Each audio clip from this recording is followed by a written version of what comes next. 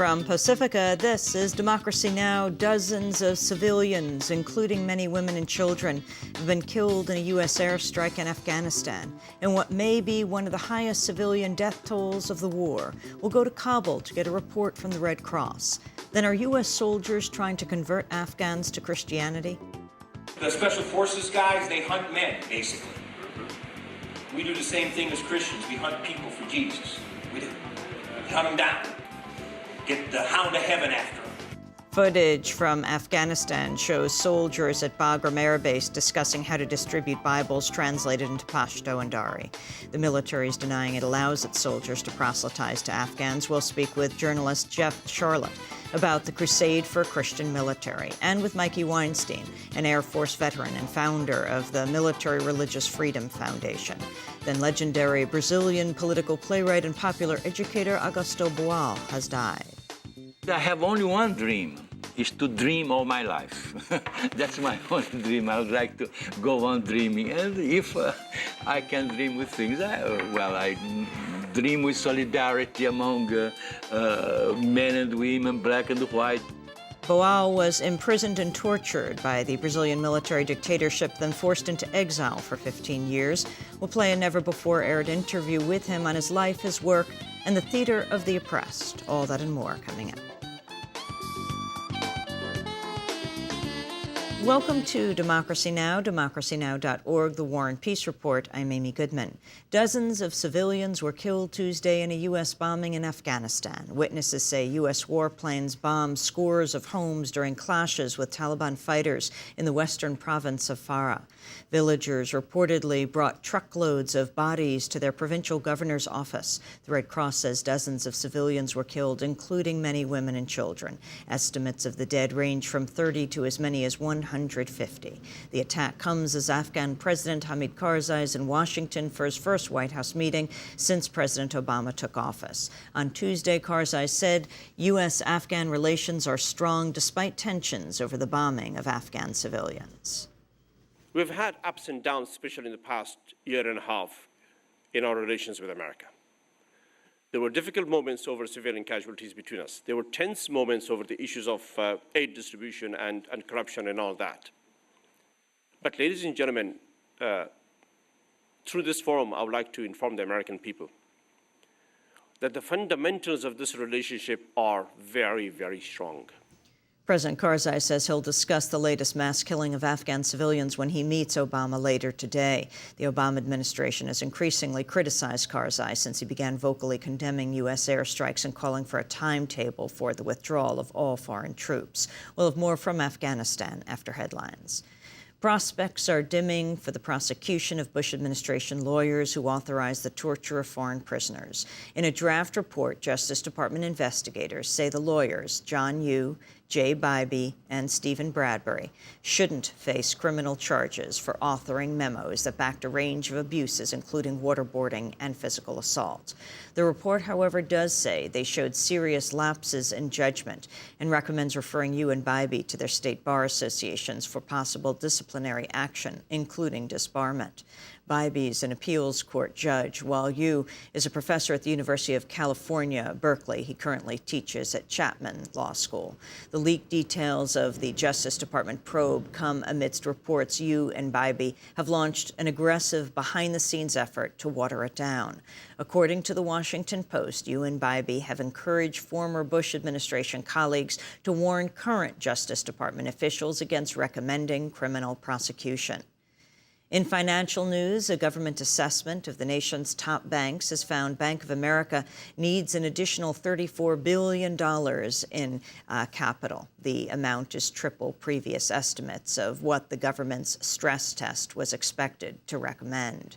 The finding could result in U.S. taxpayers becoming Bank of America's largest shareholder.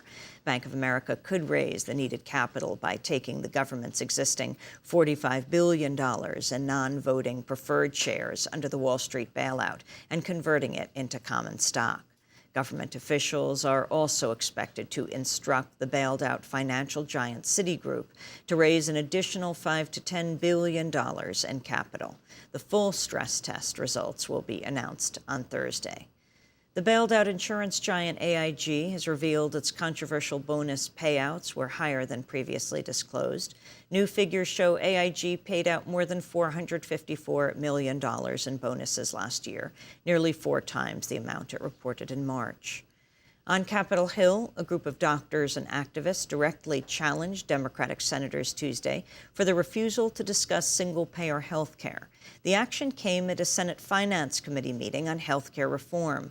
None of the 15 witnesses called to testify support single-payer, and the committee's chair, Senator Max Baucus of Montana, has dismissed single-payer, calling it off the table. One by one, 8 single-payer advocates stood up to challenge Baucus and call for single-payer. These are 2 of the protesters. Unions that have endorsed single-payer, why are their voices not being heard? Every health care lobbyist in America is at the table. When are the American people going to be heard? We need health care now. Put single payer on the table now. We need to have single payer at the table. I have friends who have died, who don't have health care, whose health care did not withstand their personal health emergencies. It's only when the people that are living in the park and the people that are living on Park Avenue have the same health care that everybody will have high-quality health care. Single payer now. And the interruptions continued one by one. 8 single-payer advocates were arrested. The action was organized by the group singlepayer.org and healthcarenow.org. The Obama administration's offered some rare public criticism of Israeli government policies. Speaking at the annual American-Israel Public Affairs Committee Policy Conference in Washington, Vice President Joe Biden said Israel should freeze settlement activity. Israel has to work toward a 2-state solution. You're not going to like my saying this, but not build more settlements, dismantle existing outposts, and allow the Palestinians freedom of movement based on their first actions, access to economic opportunity, and increased security responsibility. This is a show-me deal, not based on faith, show me. Although the Obama administration's called for freezing the expansion of existing Israeli settlements, it's yet to call for their dismantlement and Israel's withdrawal to its 1967 borders. As Biden chided Israel, Hamas's political leader renewed his acceptance of a Palestinian state within the occupied territories.